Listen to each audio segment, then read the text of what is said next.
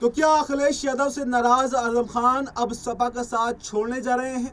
और क्या नई पारी की शुरुआत बीजेपी से कर सकते हैं? मैं ऐसा क्यों कह रहा हूं? हालांकि देखिए, आजम खान की राजनीति मुसलमानों की राजनीति रही है और बीजेपी की राजनीति हिंदुत्व की राजनीति है। दोनों का दूर दूर तक कोई मेल नहीं है। लेकिन अब खबरें सामने आ रही हैं कि आजम खान और योगी आदित्यनाथ की कोई डील हो सकती है। क्योंकि जो काम अखिलेश यादव नहीं कर पाए, जो काम समाजवादी पार्टी नहीं करवाई, अपने नेता को नहीं बचा पाई, वो योगी आदित्यनाथ कर सकते हैं। यानी थोड़ी सी ढिलाई अगर वो दे दें तो आजम खान जेल से बाहर आ सकते हैं और यही डील आजम खान की योगी से हो सकती है। क्योंकि आपको बताएं, लगभग 22 महीनों से ज्यादा से आजम खान जेल के अंदर लगातार बंद हैं। उससे पहले भी 11-12 महीने जेल में रहकर आ चुके हैं। और न सिर्फ आजम खान बल्कि पूरा परिवार उनका मुश्किलों में घिरा हुआ दिखाई दिया था। क्योंकि आजम खान के ऊपर छोटे छोटे मुकदमे दर्ज किए गए हैं और कहा जाता है कि बीजेपी सरकार ने जानबूझकर उनको फंसाया है। तो अब सवाल यह है कि जब जानबूझकर उनको फंसाया है तो अब उनको ढिलाई क्यों देंगे, उनको रिहाई क्यों देंगे, उनको अपनी पार्टी में शामिल क्यों करवाएंगे?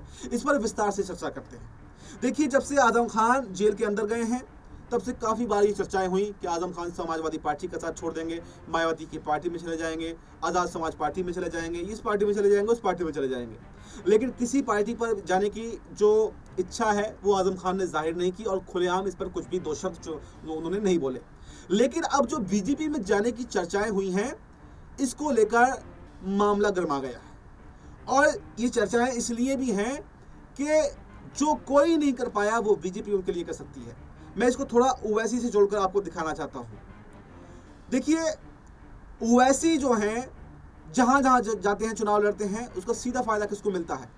वो सीधा फायदा बीजेपी को मिलता है। क्योंकि ओवैसी तुष्टीकरण करने का काम करते हैं।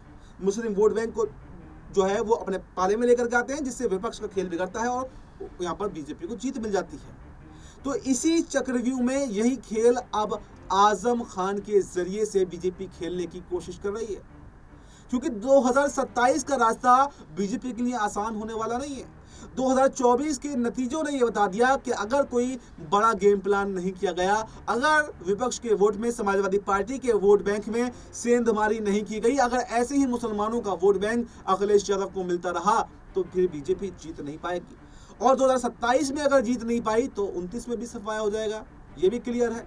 तो तमाम तरीके से कहें तो बीजेपी फंस चुकी है और इस फंसने से निकलने के लिए आजम खान वो पुल बन सकते हैं जो यहां पर बीजेपी के नैया पार लगा दें।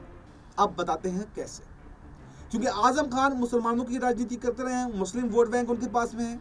ऐसे में आजम खान कोई नया दल बना लें और नया पार्टी बना लें और राजनीति में उतर करके आए तो ये भी कहीं ना कहीं बीजेपी से डील होगी। वोट बैंक किसका काटेंगे? अखिलेश यादव का काटेंगे। जिस तरह से ओवैसी जगह जगह जाकर विपक्ष का वोट बैंक काटते हैं, इस तरह से एक चर्चा ये चली थी कि आजम खान होंगे और इधर अब्बास अंसारी होंगे। ये दोनों नेता मिलकर नई पार्टी बनाएंगे और नई पार्टी बनाकर सीधे सीधे तौर पर अखिलेश यादव को नुकसान पहुंचाएंगे, जिससे बीजेपी को फायदा हो। इससे फायदा ये होगा, अब कहेंगे आप कि आजम खान को क्या फायदा होगा? इससे देखिए, आजम खान का राजनीतिक भविष्य सुधर सकता है, आजम खान को जेल से रिहाई मिल सकती है और कहीं ना कहीं बड़े जो है डीलिंग भी हो सकती है, कोई मंत्रालय भी मिल सकता है और आने वाले समय में गठबंधन बीजेपी के साथ में कर बड़ा खेल योगी आदित्यनाथ बीजेपी कर सकते हैं।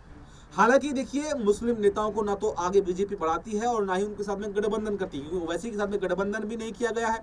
और जो नेता बीजेपी के अंदर मुस्लिम चेहरे हैं उनको छोटे ही पदों पर रखती है। हालांकि काफ़ी सारे नेता, शहजाद पूनेवाला है जो बीजेपी के प्रवक्ता है, इधर मोहसिन नकवी हैं जो उत्तर प्रदेश सरकार में मंत्री रह चुके हैं, अभी बासित अली हैं वो भी सरकार में मंत्री हैं। कई सारे नेता रहे हैं जो मुस्लिम बीजेपी से जुड़े रहे हैं। तो इस कड़ी में अगर आजम खान अगर डायरेक्ट तौर पर नहीं सही तो इनडायरेक्ट तौर पर आ जाए, एक तरफ ओवैसी मुस्लिम वोट बैंक काटेंगे और एक तरफ आजम खान अगर मात्र 2% वोट बैंक काटने में भी कामयाब रहे तो सीधा नुकसान अखिलेश यादव को पहुंचेगा और फायदा बीजेपी को होगा। तो ये कहा जा रहा कि उत्तर प्रदेश की सियासत में बड़ा और नया मोड़ आ सकता है। क्योंकि अगर मायावती की पार्टी में जाते हैं, जो चर्चाएं पहले चल रही थी, तब भी कोई फायदा नहीं है, बाहर आने का कोई रास्ता नहीं है। अगर आज़ाद समाज पार्टी में जाते हैं तब भी कोई फायदा नहीं है। और अखिलेश यादव अगर साथ में खड़े हुए होते तो ये बात उनके दिमाग में भी नहीं आती, ये बात वो सोचते भी नहीं। लेकिन अखिलेश यादव की नाराजगी, अखिलेश यादव का इस पर चुप रहना ही आजम खान को सबसे ज्यादा खल रहा है। और जब से आजम खान जेल के अंदर बने, समय समय पर यह चर्चा होती रही, क्योंकि आपको याद होगा अभी आजम खान की पत्नी तंजीम फातिमा उनसे जेल में मिलने के लिए पहुंची थी। उन्होंने साफ तौर पर कहा कि हमें किसी से उम्मीद नहीं। जब पत्रकारों ने पूछा कि क्या अखिलेश यादव आपके साथ में है, क्या अखिलेश यादव की मदद मिल रही, तो उन्होंने कहा कि हमें किसी से उम्मीद ही नहीं है, हमें उम्मीद सिर्फ अल्लाह से है।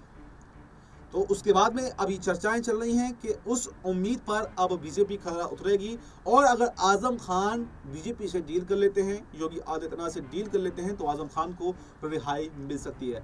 हालांकि देखिए, अब से कुछ महीने पहले भी ये चर्चाएं हुई थी। कुछ समय पहले आजम खान को एक के बाद एक तमाम मामलों में जमानत मिलती जा रही थी, और उस समय भी कहा जा रहा था कि शायद योगी आदित्यनाथ ने डील डाल दी है और शायद कोई डील आजम खान से कर ली है। लेकिन उसके बाद में वापस से उनकी मुश्किलें बढ़ी, वो जो रिश्ते थे उनमें खटास पड़ गई।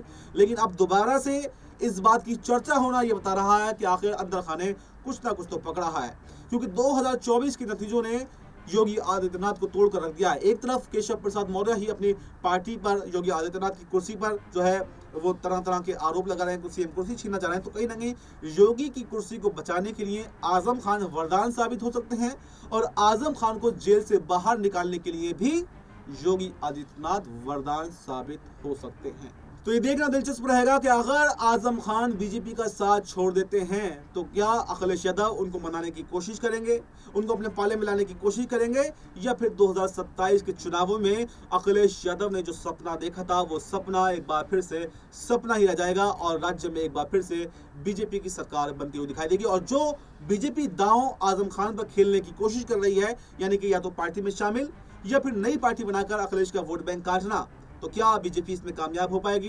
योगी आदित्यनाथ इसमें कामयाब हो पाएंगे? आजम खान को अपने साथ मिलाने पर या नया दल बनवाने पर उनको कुछ फायदा होगा या नहीं होगा, ये भी देखना दिलचस्प रहेगा। और अगर ऐसा होता है तो राज्य की सियासत में एक उफान आ जाएगा, एक नई पार्टी के साथ साथ राज्य की सियासत बिल्कुल बदल कर आ जाएगी। ये देखना दिलचस्प रहेगा कि आखिर इसमें बीजेपी कामयाब हो पाती है, और क्या वाकई आजम खान इस रिहाई के बदले में बीजेपी से डील करेंगे भी, या फिर जेल के अंदर ही रहना पसंद करेंगे।